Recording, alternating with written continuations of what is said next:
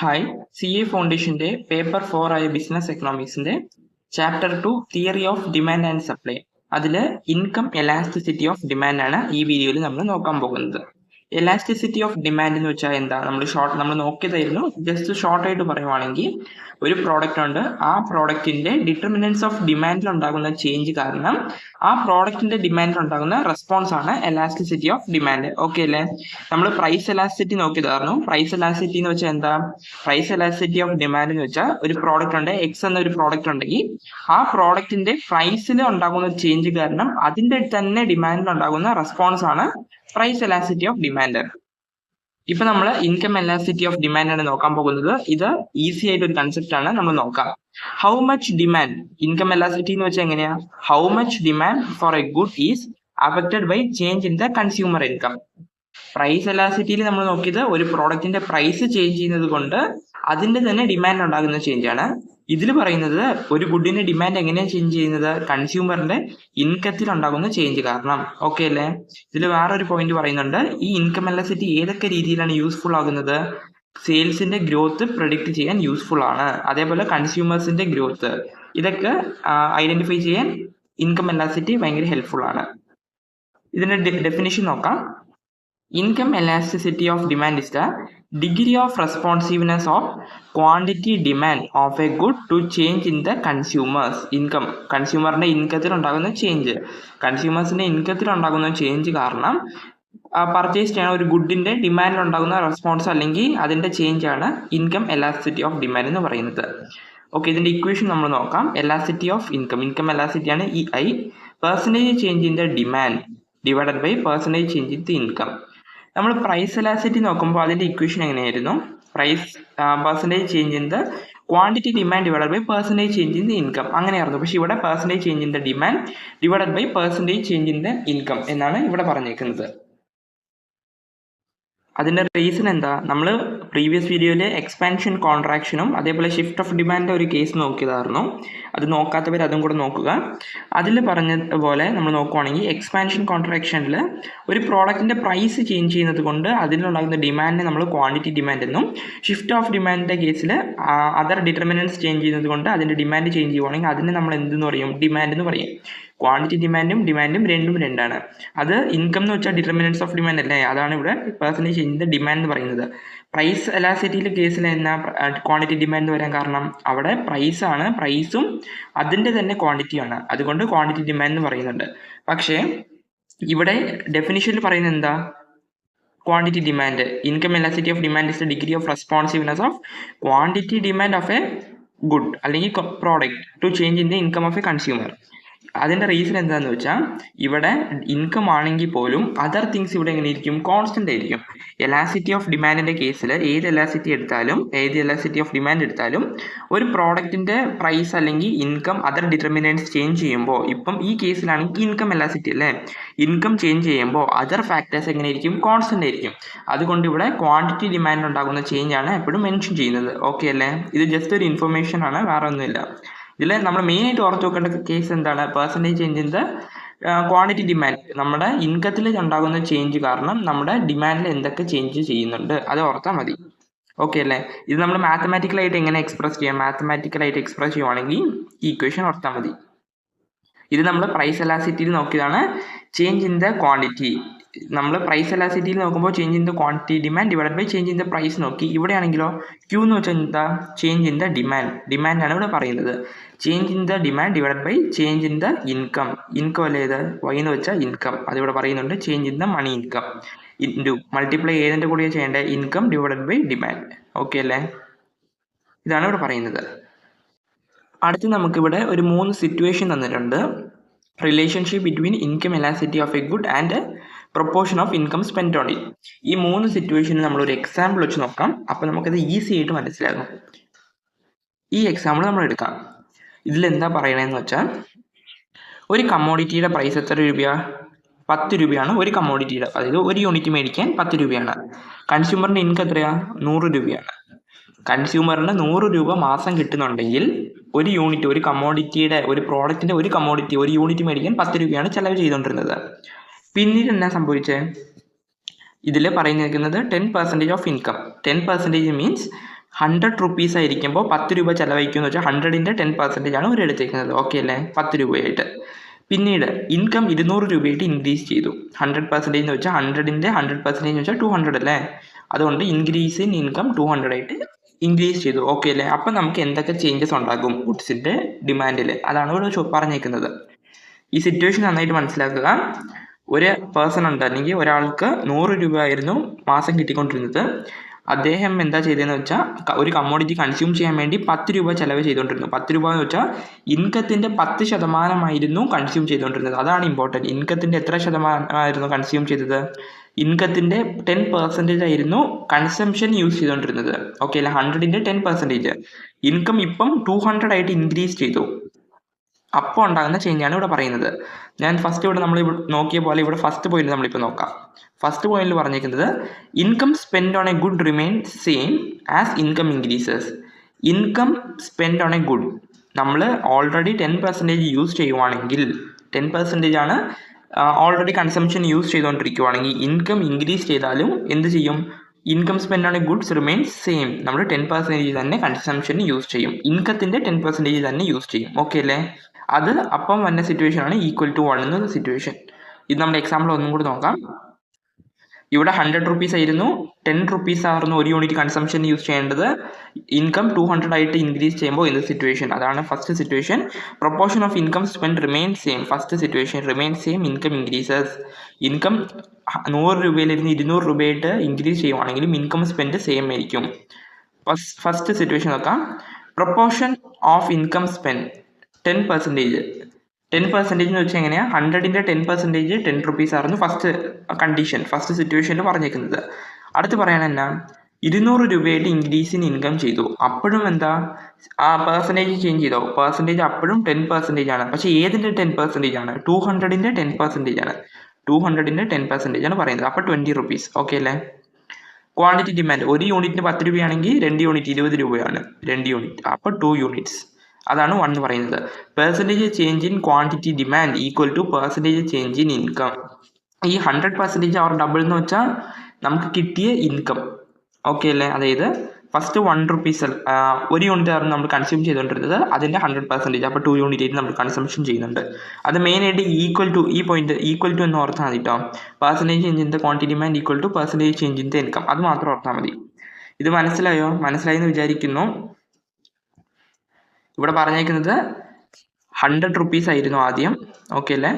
കൺസംഷന് നമ്മളൊരു ഗുഡ്സ് മേടിക്കാൻ വേണ്ടി 10% 100 രൂപയിൽ കൺസംഷൻ ചെയ്യാൻ വേണ്ടി യൂസ് ചെയ്തിട്ടിരുന്നു. പക്ഷേ ഇവിടെ എന്ത് സംഭവിച്ചു? 200 രൂപയായിട്ട് ഇൻക്രീസ് ഇൻ ഇൻകം ചെയ്തു. അപ്പോൾ എന്ത് ചെയ്തു? അപ്പോഴും നമ്മൾ 10% യൂസ് ചെയ്തുകൊണ്ടിരുന്നത്. അതാണ് ഇവിടെ സെയിം എന്ന് പറയുന്നത്. ഓക്കെ ആണോ? ഇത് രണ്ടും സെയിം അല്ലേ? 10% ചേഞ്ച് ചെയ്യുന്നുണ്ടോ? ഇല്ലല്ലോ. ഇൻകം 100ലിരുന്ന് 200 ആയാലും 200ലിരുന്ന് ഇൻക്രീസ് ചെയ്തുകൊണ്ടിരുന്നാലും നമ്മൾ 10% തന്നെയാണ് കൺസംഷന് യൂസ് ചെയ്യുന്നതെങ്കിൽ ആ സിറ്റുവേഷനിലാണ് എന്ത് പറയുന്നത്? ഈക്വൽ ടു 1 വന്നത്. ഓക്കെ അല്ലേ? അതാണ് ഇവിടെ പറയുന്നത്. മനസ്സിലായെന്ന് വിചാരിക്കുന്നു. അടുത്ത് നമ്മൾ നോക്കാം second situation. The proportion of income spend on a good increases. ഇപ്പം നമ്മൾ നോക്കിയ പോലെ തന്നെ income spend on good increases as income increases. Income increase ചെയ്തു, 100ലിരുന്ന് 200 ആയെങ്കിലും ഇൻകം സ്പെൻഡ് ഓൺ ഗുഡ്സ് നമ്മൾ 10% യൂസ് ചെയ്താൽ അതും ഇൻക്രീസ് ചെയ്യും. അതുകൊണ്ട് ഇവിടെ ഗ്രേറ്റർ ദാൻ 1 എന്ന് വരും. ഇത് നമ്മുടെ എക്സാമ്പിൾ നോക്കാം. Portion of income spend with increase in income. Income increase ചെയ്യുമ്പോൾ നമ്മൾ കൺസംഷൻ യൂസ് ചെയ്ത പെർസെൻറ്റേജും കൂടും. ഫസ്റ്റ് നമ്മൾ പറഞ്ഞേക്കുന്നത് 10% ആണ് ഇവിടെ യൂസ് ചെയ്തുകൊണ്ടിരുന്നത്. പക്ഷേ ഇൻകം 200 ആയിട്ട് ഇൻക്രീസ് ചെയ്യുമ്പോൾ ഇവിടെ എന്ത് ചെയ്തു? 20% കൺസംഷൻ യൂസ് ചെയ്തു. 200ൻ്റെ 20% യൂസ് ചെയ്താൽ 40ക്ക് എത്ര യൂണിറ്റ്? 40 റുപ്പീസിന് എത്ര യൂണിറ്റ് കൺസ്യൂം ചെയ്യാം? 4 യൂണിറ്റ് ചെയ്യാം. അതാണ് ഗ്രേറ്റർ ദാൻ 1 എന്ന് പറയുന്നത്. ഓക്കെ അല്ലേ? Percentage change in the quantity demand income change ചെയ്യുമ്പോൾ ക്വാണ്ടിറ്റി ഡിമാൻഡിൽ കൂടുതലായിട്ട് ചേഞ്ച് ചെയ്യും. ഇൻകം 200 ചേഞ്ച് ചെയ്യുവാണെങ്കിൽ നമ്മൾ ഫസ്റ്റ് 10% ആണ് കൺസ്യൂം ചെയ്യാൻ യൂസ് ചെയ്തുകൊണ്ടിരുന്നത്. ഇപ്പോൾ നമുക്ക് 20% നമ്മൾ യൂസ് ചെയ്യും. അതാണ് ഗ്രേറ്റർ ദാൻ. അത് തന്നെയാണ് ഈ സിറ്റുവേഷനിൽ പറയുന്നത്. Income spend on a good increases. Income 100 rupees ആയിരുന്നു, അതിൻ്റെ ഇൻകം എത്രയായി? 200 ആയി. 200 ആയിട്ട് ഇൻക്രീസ് ചെയ്യുവാണെങ്കിൽ എന്ത് സംഭവിക്കും? As income increases then the income elasticity of good is greater than 1. ഇവിടെ നമുക്ക് 10% ആണ് നമ്മൾ കൺസംഷൻ യൂസ് ചെയ്തുകൊണ്ടിരുന്നെങ്കിൽ ഇവിടെ നമ്മൾ 200 ആയപ്പോൾ എത്ര പെർസെൻറ്റേജ് യൂസ് ചെയ്യാൻ തുടങ്ങി? 20% കൺസംഷൻ യൂസ് ചെയ്യാൻ തുടങ്ങി. അതാണ് പറയുന്നത്. ഓക്കെ അല്ലേ? മനസ്സിലായി എന്ന് വിചാരിക്കുന്നു. അടുത്ത third situation. If the proportion of income spend of a good decreases, income increase ചെയ്തു പക്ഷെ അതിൻ്റെ ഇൻകം സ്പെൻഡ് ആണ് ഗുഡ് ഡിഗ്രീസ് ചെയ്തു. അതാണ് ഇവിടെ പറയുന്നത്. ഇൻകം 100 200 പക്ഷേ നമ്മളൊരു ഗുഡ്സ് 10% കൺസംഷൻ യൂസ് ചെയ്തുകൊണ്ടിരിക്കുകയാണെങ്കിൽ അത് 5% ആയിട്ട് കുറഞ്ഞു. അത് നമ്മൾ നോക്കാം. അപ്പോഴാണ് ലെസ് ദാൻ 1 തന്നെ. ആ സിറ്റുവേഷൻ നമ്മൾ നോക്കാം. നമ്മൾ ഗുഡ്സിൻ്റെ പെർസെൻറ്റേജ് കുറച്ചു. ഫസ്റ്റ് എത്ര പെർസെൻറ്റേജ് ആയിരുന്നു യൂസ് ചെയ്തുകൊണ്ടിരുന്നത്? 10% ആണ്.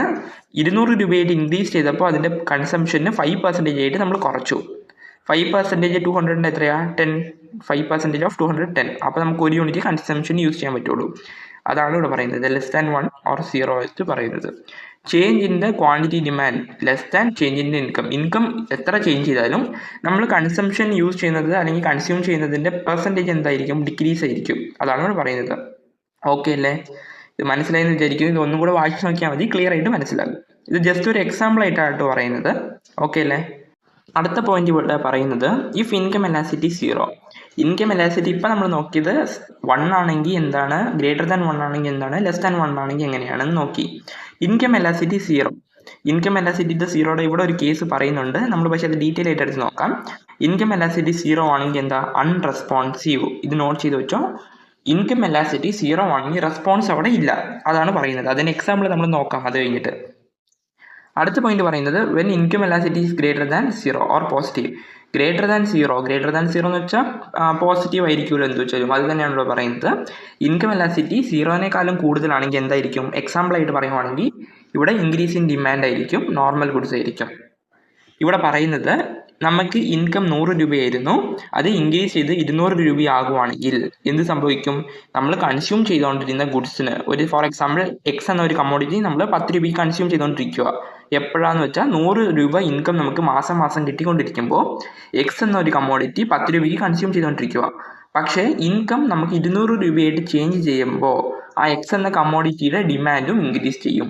അങ്ങനത്തെ വന്ന സിറ്റുവേഷൻ എന്തൊക്കെയായിരിക്കും? അങ്ങനത്തെ വന്ന സിറ്റുവേഷൻ ആയിരിക്കും നോർമൽ ഗുഡ്സ്. ഓക്കെ അല്ലേ? For all normal goods income elasticity is positive. ഇത് നോട്ട് ചെയ്ത് വെച്ചോ. ഇൻകം എലാസിറ്റി പോസിറ്റീവ് ആയിരിക്കും നോർമൽ ഗുഡ്സിന്. Income elasticity of demand is negative. Income elasticity negative ആകുമോ? ഏതൊക്കെ സിറ്റുവേഷനിലാണ്? അത് നമുക്കറിയാലോ. ഇൻഫീരിയർ ഗുഡ്സിൻ്റെ കേസിൽ ഇൻഫീരിയർ ഗുഡ്സ് നമ്മൾ നോക്കിയതാണ്. സെക്കൻഡ് ഹാൻഡ് കാർസിൻ്റെ കേസ് പോലെ ഇൻകം നമുക്ക് ഇൻക്രീസ് ചെയ്യുമ്പോൾ, അതായത് in case of quantity demand of any given price decreases income increases. നമുക്ക് ഇൻകം 100 രൂപീസിൽ ഇത് 200 ആയിട്ട് ഇൻക്രീസ് ചെയ്യുമ്പോൾ നമ്മൾ കൺസംഷൻ കുറയ്ക്കും അവിടെ. അതാണ് ഇൻഫീരിയർ ഗുഡ്സിൻ്റെ കേസിൽ നെഗറ്റീവ് വരുന്നത്. ഫോർ എക്സാമ്പിൾ സെക്കൻഡ് ഹാൻഡ് ഗുഡ്സിൻ്റെ കേസിൽ നമ്മൾ ഇൻകം കൂടുവാണെങ്കിൽ നമുക്ക് മന്ത്ലി 50,000 ഇൻകം കിട്ടിക്കൊണ്ടിരിക്കുകയാണ്. നമ്മൾ സെക്കൻഡ് ഹാൻഡ് കാറാണ് വെച്ചുകൊണ്ടിരിക്കുന്നത്. എക്സാമ്പിളിന് നമ്മൾ 50,000 ഇരുന്ന് 70,000 ഇൻക്രീസ് ചെയ്യുമ്പോൾ നമ്മൾ സെക്കൻഡ് ഹാൻഡ് കാർ മാറ്റിയിട്ട് നല്ല കാർ മേടിക്കാൻ നോക്കില്ലേ? അതാണ് പറയുന്നത്. ഇൻകം ഇൻക്രീസ് ചെയ്യുമ്പോൾ quantity demand at given price decreases. Income കൂടുമ്പോൾ ഡിമാൻഡ് കുറയും. അതാണ് പറയുന്നത്. അടുത്ത് നമ്മൾ നോക്കുവാണെങ്കിൽ significant value of income elasticity unit. ഇത് നമ്മൾ നോക്കിയതാണ് ഈക്വൽ ടു 1ൻ്റെ കേസ്. അതേപോലെ ഇത് ജസ്റ്റ് റിപ്പീറ്റ് ചെയ്ത് പറയുവാണ്. ഗ്രേറ്റർ ദാൻ 1 ആണെങ്കിലോ, ഇത് നോട്ട് ചെയ്ത് വെച്ചോ, 1 ആണെങ്കിൽ ലക്ഷറി ഗുഡ് ആണ്. ഗ്രേറ്റർ ദാൻ 1 ആണെങ്കിൽ ലക്ഷറി ഗുഡ്സ് ആണ്. ഓക്കെ അല്ലേ? റിലേറ്റീവ്ലി ലെസ് ഇമ്പോർട്ടൻ്റ് ആയിരിക്കും, അല്ലെങ്കിൽ നെസസിറ്റിയുടെ കേസ് ആയിരിക്കും പറയുന്നത്. ഓക്കെ അല്ലേ? ഇത് നോട്ട് ചെയ്ത് വെച്ചാൽ മതി കേട്ടോ. ജസ്റ്റ് ഗ്രേറ്റർ ദാൻ 1 ആണെങ്കിൽ ലക്ഷറി ഗുഡ്സ് ആയിരിക്കും, ഗ്രേറ്റർ ദാൻ 0 ആണെങ്കിൽ നോർമൽ ഗുഡ്സ് ആയിരിക്കും. നെഗറ്റീവ് വരുവാണെങ്കിലോ, നമ്മളിവിടെ നോക്കിയതല്ലേ, നെഗറ്റീവ് വരുവാണെങ്കിൽ എങ്ങനെയാണ്? ഇൻഫീരിയർ ഗുഡ്സ് ആയിരിക്കും. പിന്നെ ഇൻകം എലാസിറ്റി എങ്ങനെയായിരിക്കും? നെഗറ്റീവ് ആണെങ്കിൽ ഇൻഫീരിയർ ഗുഡ്സ് ആയിരിക്കും. അതാണ് ഇവിടെ പറയുന്നത്. ഓക്കെ അല്ലേ? അടുത്ത് നമ്മൾ നോക്കാം. അടുത്ത് കുറച്ച് എക്സാമ്പിൾസ് ആണ് താഴെ തന്നേക്കുന്നത്. ഈ എക്സാമ്പിൾസ് വെച്ച് നോക്കുമ്പോൾ നമുക്ക് ഫുൾ കൺസെപ്റ്റ് ക്ലിയർ ആകും. ഓക്കെ ആണോ? സോ ഫസ്റ്റ് എക്സാമ്പിൾ നമ്മളിപ്പോൾ നോക്കാം. A income of household എത്രയാ? Income of household rise by 10%. Demand for wheat rise by 5%. Income 10% increase ചെയ്തു, ഡിമാൻഡോ 5% ഇൻക്രീസ് ചെയ്തിട്ടുള്ളൂ. അപ്പോൾ ഇത് ഏത് തരത്തിലുള്ള ഗുഡ്സാണെന്ന് നമ്മൾ നോക്കാം.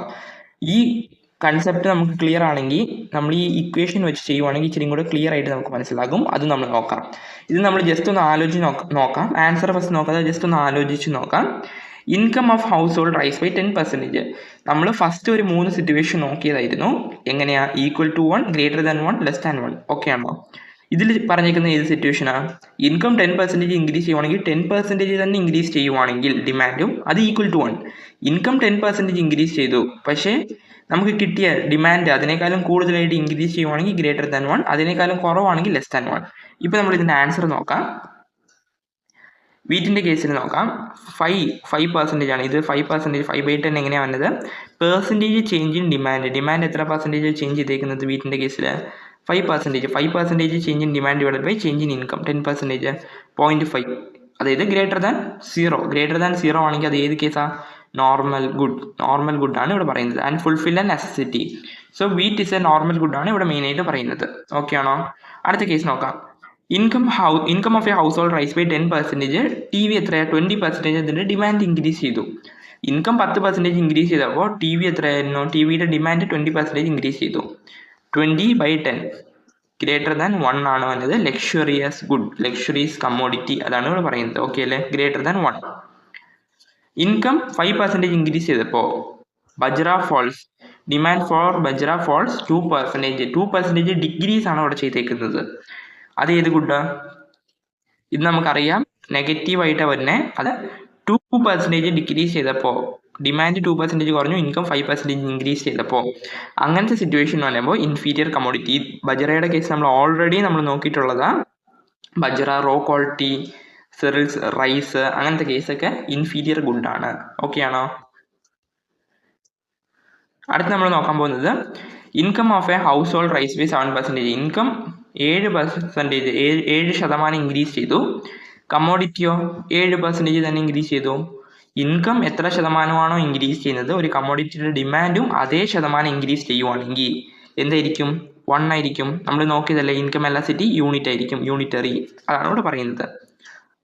Income of a household rise by 5%. Income 5% increase ചെയ്തു. പക്ഷേ ബട്ടൺസ്, ഇത് ഇമ്പോർട്ടൻ്റ് ആയിട്ട് ഓർത്ത് വെച്ചോ. ബട്ടൺസ് എന്താ? Demand for buttons does not change at all.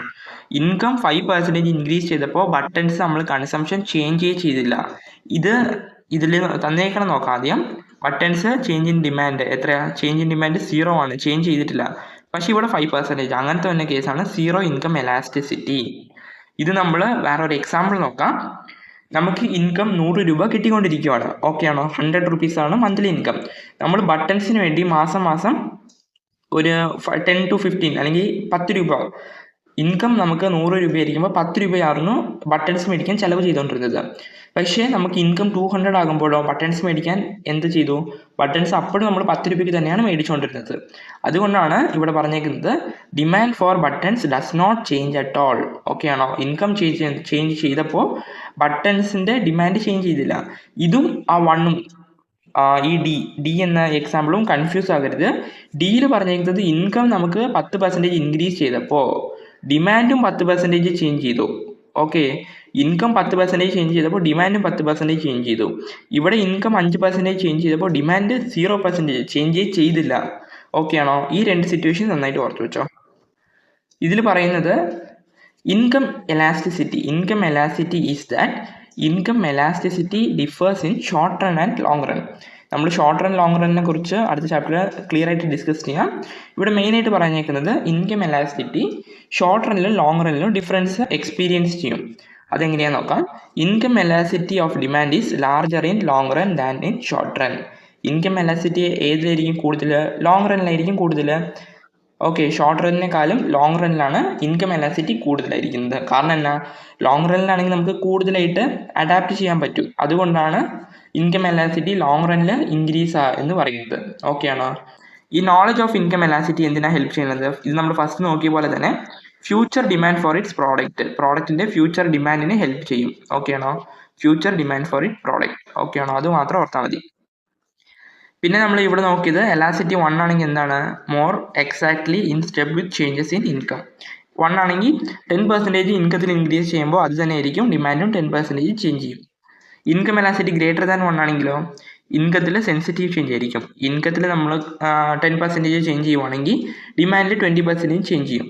Inferior ഗുഡ്സിൻ്റെ കേസിൽ എങ്ങനെ ആയിരിക്കും? ലെസ് ദാൻ ആയിരിക്കും. അതായത് ലെസ് ദാൻ 0 ആയിരിക്കും. നെഗറ്റീവിൻ്റെ കേസ് ആയിരിക്കും. ഓക്കെ ആണോ? മനസ്സിലായി എന്ന് വിചാരിക്കുന്നു. അപ്പോൾ നമുക്ക് ഇൻകം എലാസ്റ്റിസിറ്റി ഓഫ് ഡിമാൻഡിൽ മെയിനായിട്ട് പറയുന്ന പോയിന്റ്സ് ഒക്കെ ഇതാണ്. ഇത് മനസ്സിലായി എന്ന് വിചാരിക്കുന്നു. ഇതിൽ മെയിനായിട്ട് ഇൻകം എലാസ്റ്റിസിറ്റിയുടെ വീറ്റിൻ്റെ കേസ് ഈ ടേബിൾ ഓർത്ത് വെക്കുക. ഇതിൽ മെയിനായിട്ട് പറയുന്നുണ്ട്. അതിൻ്റെ പോയിന്റ് തന്നെ 0.5 എന്ന് വെച്ചാൽ നോർമൽ ഗുഡ്സ്, അത് ഗ്രേറ്റർ ദാൻ 1 ആണെങ്കിൽ ലക്ഷറീസ് കമ്മോഡിറ്റി.